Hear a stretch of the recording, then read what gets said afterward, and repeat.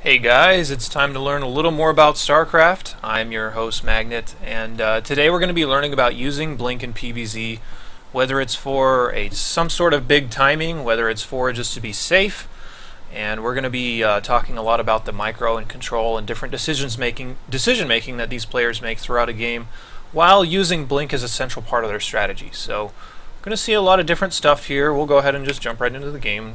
Stop wasting any more time. What we're going to see here is Rain versus Solar, and Rain is obviously the Protoss that we're going to be watching. We're not going to focus too much on the openers once again, which I talk about almost every video just because we've talked about all this stuff before. So if you're kind of lost throughout this video somewhere, check out the link down in the comments, which will give you links to all my other videos that I produce. And I talk about basically everything from macro to control to compositions to openers to anything. So check that out. So what we're seeing in this game is obviously Solar is playing pretty normal. Rain's going for a gateway expand, so this is nothing too unusual. One thing's getting a little more popular is going Nexus before Chorus. That's what we're going to see here. And the Chorus should come down here in just a second. And like I said, there are different ways to get into these types of builds, but we won't focus too much on the openers because they just don't matter that much. You can try and copy these if you want to check this out. These replays are from the GSL, so you can look up those games. So Mothership Core comes out here, Stalker's on the way just to try and push any Overlords away that might try to scout. 2 more gateways coming up. This is all really normal stuff for a gateway expand, but this Twilight Council is actually pretty early. So this is going to be a really fast 2-base blink, and you typically want to time out your blink according to how you want to use it. 1-base blink is really not a thing, so you're not going to see Twilight Councils coming down on 1 base very often. So 2-base blink is a thing. You can do stuff like that. And in this case, Rain is going to go for a no upgrade 2-base blink. That's really, really fast. You can actually see that his warp gate is already halfway done. We'll note the timer on the minimap here for basically the rest of the game. He's just going to push out there and try to put some pressure on Solar and punish him for being greedy. And that's exactly what Solar is doing this game. But the Twilight Council is going to be lining up basically with whatever type of attack you're going to be doing. Or if you want to just play it safe, then obviously you want to get a faster 3rd base and just get your Twilight Council then to use Blink. But we'll talk about that in a second. So Rain is putting all of his stuff together. We can see him start to move out on the map a little bit just to grab an Overlord. And even if the Zerglings scout this, which they definitely will, they see the Twilight Council finishing right now, so he should know that it is Blink. And even still, this can kill people even though they might have the right information. So Solar knows what's going on.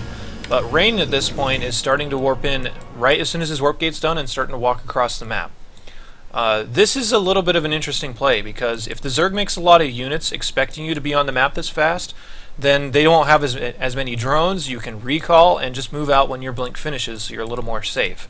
But in this case, Rain's just going to get on him right away. You can see Solar is still making drones. And if he gets too greedy here, he could easily lose this base, and then he might not have the production in order to hold off the incoming attack. So Rain is getting on the map here really fast. I'd recommend you guys do the same, but just remember that you always have recall in case you get into a bad spot. So coming up here, he is walling off his natural, which we really need to make a note of. And notice how many pylons he's putting out on the map. There's a pylon here, there's a pylon that's over here that's kind of a backup, there's extra pylons coming up everywhere. And while he's moving out, there's also 2 more gates on the way. So this looks like just a quick 3-base attack, and it is. But this is also going to morph into a 7-gate attack. Or, did I say 3-base? I meant 3-gateway attack. This is eventually going to morph into a 7-gateway attack, so he can spend all of his money. And note that he's staying on 2 gases.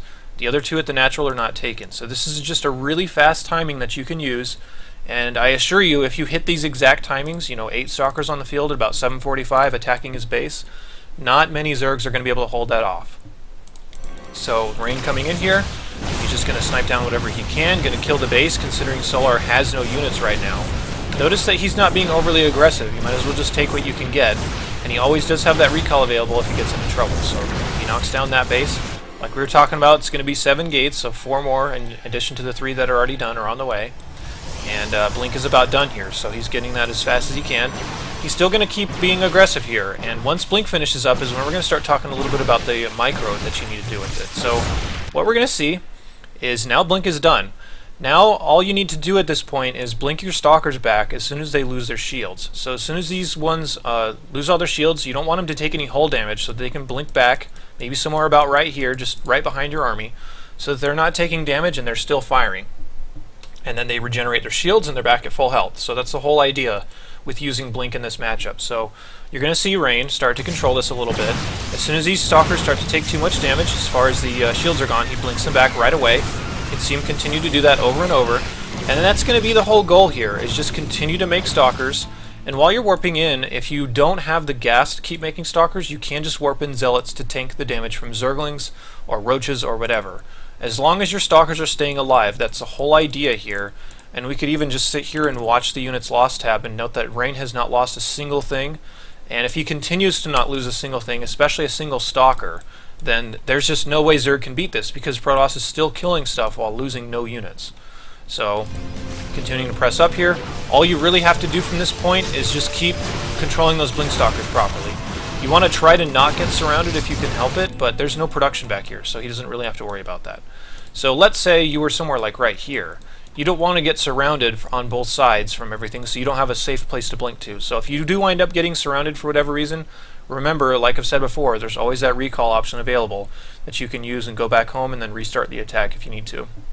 It's obviously not ideal, but it is an option. So blinking back these Stalkers still. You can see him just trying not to lose anything. I still don't even think he's lost a Stalker yet. Just absolutely controlling this just perfectly. So this is a good little opener to watch if you wanted to see good blink control. And if Protoss loses no Stalkers, and they continue to control this properly, and all these Stalkers are constantly doing damage, there's just really nothing Zerg can do about that. So this is one of the harder attacks to hold from Zerg, and it all really started when he overdroned at the beginning. So you're going to catch a lot of players doing this if you run a build like this. You can see he's still just continuing to blink all these back. Look how hurt these Stalkers are in the back. The fact that they're still alive is really nice. The Stalker has 8 kills, by the way. And 8 kills on a Stalker is amazing. So just walking up here, blinking on top of this, trying to focus down individual units are these Stalkers, but eventually the Zerg's going to run out of steam if you don't lose any Stalkers here, and eventually they should die, so GG. So Rain takes that one pretty easily.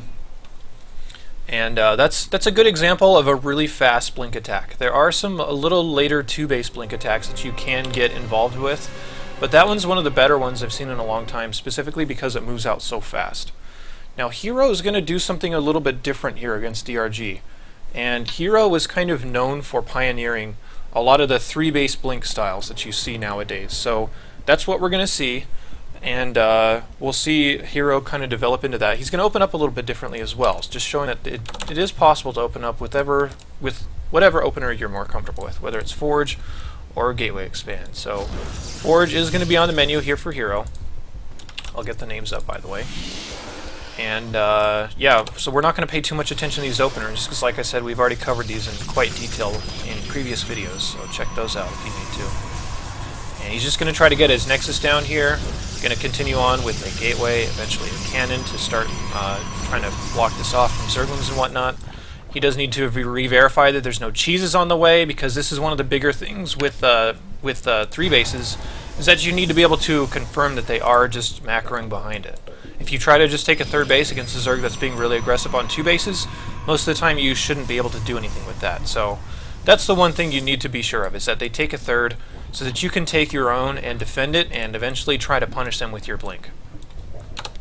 Now most of the time with these 3-base blink plays, they aren't meant to win with the 3-base blink. They're meant to force the Zerg into not getting too greedy, so it kind of hits a nice timing against things like Mutalisks. Maybe they're switching into something like Swarm Hosts. Maybe they're going for a really fast Hive, whatever. It'll do really well against anything where they be really greedy and they skip a lot of hatchery units. So we're going to see Hero try to deny the Overlord here, so the Overlord doesn't really know what's going on. And I know that Hero doesn't really know for sure there's a 3rd base, but I think he's just figuring as much considering what he's seen so far from the Zerg. Usually you wouldn't sacrifice an Overlord here. So what he's going to do is he's going to put up his Twilight Council, and then he's going to clear out some units so he can go move over here to take a 3rd base. So the 3rd's coming down for Hero right now. Like I said, this is one of the pioneers of this style. So this is another good example of a build that you can use that centers around Blink if you like using Stalkers and like using Gateway units and whatnot. So this time it's different though. With the Forge opener you can get upgrades a lot faster, and you need to make sure your Forge is constantly spinning if you're going for a Blink play like this. A handful of sentries is good. These sentries are just for defensive purposes for the time being. And you can use this little walling technique to build in a cannon here. You can put your extra gateways here. And the good thing about this is that you have an attack timing, and that is when Blink finishes up. But it also is a safe attack timing, because if you have to recall, then you still have a third base. It's not like you're stuck on 2 bases anymore. So there's a lot of sentries here, and this is on purpose just to defend this base from any big attacks. You'll notice the timer's at about 9 minutes. So this third went down at about 7 minutes, and you can get it a little bit earlier than that if you want to be really greedy. But that's still possible. Notice that he's also putting up a robo behind this, because this is usually going to transition into Colossus. So you're going to center an attack around when Blink is finishing, and +2 should be finishing at about the same time. You can kind of chrono boost to equal these guys up. But once these two finish, you have +2 Blink with a lot of gateways. We'll notice that there's 4 gateways already here at this base, and there's 4 more at the other base. So he's going to be on a total of 8 gateways. I've seen players even go up to 9 or 10 on 3 bases sometimes. Just whatever you need to spend your money. But more importantly, it's just the timing. It's not meant to kill them. It's just meant to punish them for being greedy, and it's meant to kind of force them to produce units while you switch into really good units afterward, which is Colossus. So we're going to see Hero continuing to line this up here. DRG's trying to figure out what's going on. Of course, he should know that there is a third base, so he has that information at least. And +2 and Blink are about to finish. You can see him chrono boosting the +2 over the Blink just to try and line those two up. The robotics bay being on the way is good as well. You're usually going to produce 1 observer to send out with your army here so that you can detect any burrowed units. So if they try to go for a really fast swarm host play, then you can get right on top of them. And that's exactly what we're going to see here from DRG. So if he has that observer with him, then he can kill these swarm hosts and maybe just end the game right here when it's not really supposed to. And this is what I'm talking about as far as punishing greed. DRG has very few units on the field right now. 9 roaches and just a handful of Zerglings. That really won't be much in this fight, while he's trying to just go straight into swarm hosts, and that's exactly what this is designed to punish. So he's moving out now, just needs to continue to warp in, and then once you feel comfortable and once you get into a good position, the first thing you're going to use is your force fields. And you want to burn your force field energy before you try to blink, because if you get too flustered here and you try to select everything and blink back, you're actually just going to be selecting force field, or maybe selecting your mothership core and selecting photon overcharge. I guess it depends on your hotkeys, but if you're playing on grid like I am, you run into that problem a lot. So you want to be sure your first stage is just all about force fields. You want to cut up as many units as possible and not really try and start using the blink until you're out of force field energy. At the point where you're out of force field energy, you could even just walk these sentries home and just use the stalkers to continue to fight, because the sentries are a lot more valuable than just losing them because you're out of energy. You don't see that too often, but it is always an option. So he's just going to continue to push in here. Again, still using force field. He hasn't used any blink yet. You'll notice that the Zerg is trying to focus down these sentries, but it really doesn't make a difference what they try and focus down here, as long as you keep your stalkers alive. And now that blink is done, you should start seeing the blink micro here from Hero. But since he got on the map so fast, he barely even has to use it at all. And it's still just a safe transition point. He's continued to make probes behind this, by the way.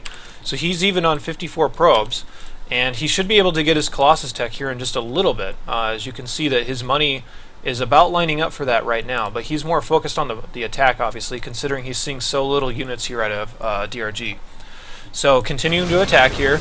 And he's going to eventually start to blink these stalkers back, which you can see here in just a sec. And he just blinks right on top of the swarm host because he knows he can kill that with the observer that comes out. So yeah, this attack isn't meant to kill, but it will kill people every once in a while if they just don't prepare properly, and that's exactly what happened to DRG. He's dead. So finally, we're going to take a look at one more replay, which is more of a longer game, and it's just showing all the different transitions, kind of based on that same previous idea that Hero did. We'll be taking a look at Oz versus Nestea. And this is again going to be kind of the idea of punishing somebody that's being a little bit greedy, but it's also showing the flexibility of it in a longer game. So we will see that come up here. Notice that the game timer says about 16 minutes. So we can definitely assure that it will be a longer game. So Oz, obviously the Protoss we're going to be watching, and Nestea, the godly legendary Zerg, playing on the other side of the map. You can see a pylon coming down here, so this is looking a lot like a forge opener. You typically won't open gateway expand with a building placement like this, so don't really get that idea into your head. This is for a forge. Nestea opening full first, nice and safe. Oz shouldn't be doing too much here. I mean, he might feign a cannon rush or something, but it shouldn't be for anything. You can see his money lines up for his Nexus now, so he's got that on the way. Still needs to scout around here, because if he's going to take a third base, he needs to be sure that an ST is not going for any sort of super aggressive attack.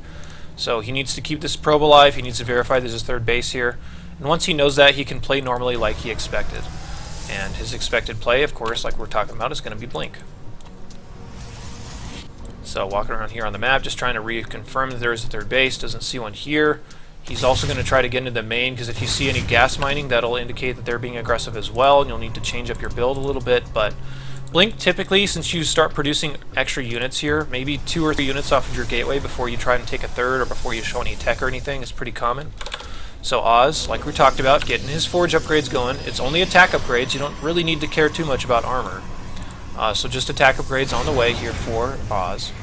Blink is on the way now, so this is looking like more of a 2-base Blink type of play.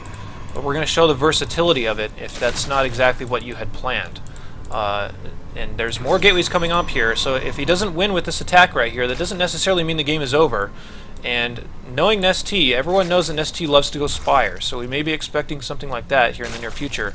But I think NST realizes that he can't really start Spire until Protoss takes a third. So sometimes you will run into players that understand what's going on here, and he's just making a lot of units, he's getting Burrow, and Oz has Blink on the way. So Oz needs to find a way to grind this game out, because it's not going to be as easy as we saw in the last couple.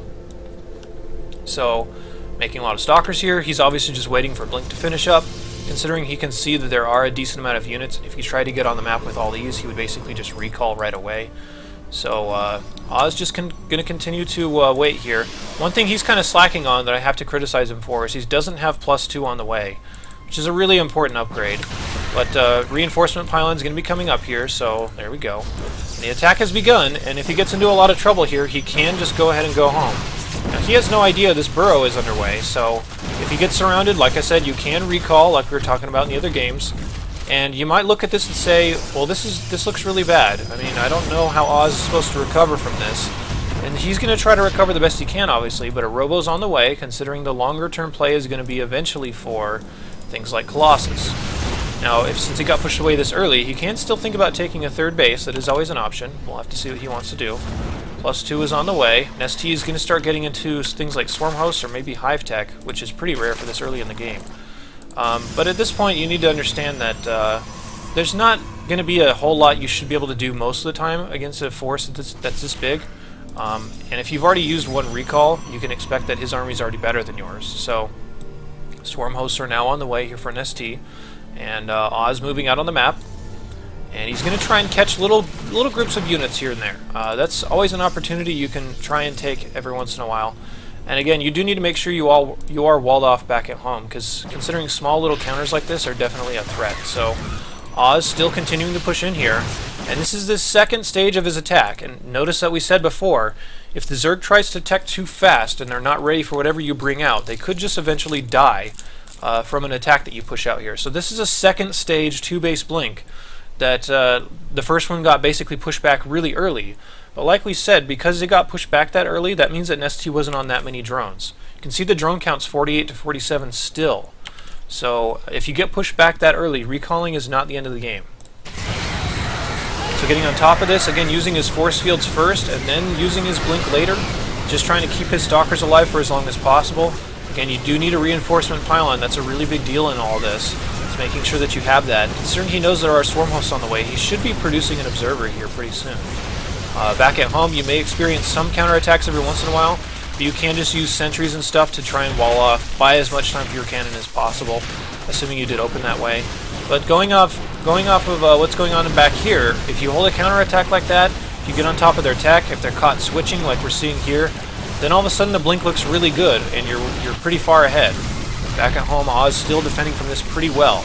But the Blink is what made this possible. The fact that he could threaten out on the map and still be aggressive while all this was going on, and hold a counterattack with warpins and cannons and stuff, means that he should be able to win this game. So, like we were talking about, if you plan an attack with Blink, and they have enough to hold it off the first time, the only way they can have enough to hold it off is if they cut drones. And in this case, ST did cut drones. You can see the worker count still in favor of Oz. But by this point, I mean, Oz is just so far ahead. He can just walk right over here, kill this base, basically no problem. All he needs to worry about is keeping his stalkers alive here. He is getting a little bit surrounded, and you need to find ways to blink to a safe area. So if you look at this, army, where's the safest army for this? Where's the safest area for this army to blink? Oz has started to blink back over here, which was where not many units are from. But if you could start blinking hurt stalkers kind of up in here, then that would mean that getting Zerglings on top of those would be really hard. So that's also another option. Either way, he's already done so much damage here. You can see him starting to blink into that little chasm anyway. But he's already dealt so much damage here that he should be totally fine. And once he gets his observer up here, he can just blink on top of these swarm hosts to be able to kill him pretty easily. He does have the observer right there, by the way. But yeah, you can see that blink doesn't just need to be a one-attack kill. We will talk a little bit more about taking a safer third base in other videos, and blink is a lot of the way to do that. But like I said, that blink timing, those blink timings don't always need to kill. They can just do a little bit of damage, especially if you've taken a third base. You can just try and do a little bit of damage and then go home and be fine. So they're not meant necessarily to kill, but I hope that this at least gave you guys some ideas as far as what players are doing in this matchup and how you can utilize blink to your own advantage. You can use timings, you can use macro play, whatever you want to do. I would recommend the 3-base blink build that we saw there, because that's one of the most standard ways to play PvZ right now, and it's really figured out, and it's super stable for a reason. So hope you guys enjoyed that. I'll always be back for more videos, so look out for that, and I will see you later.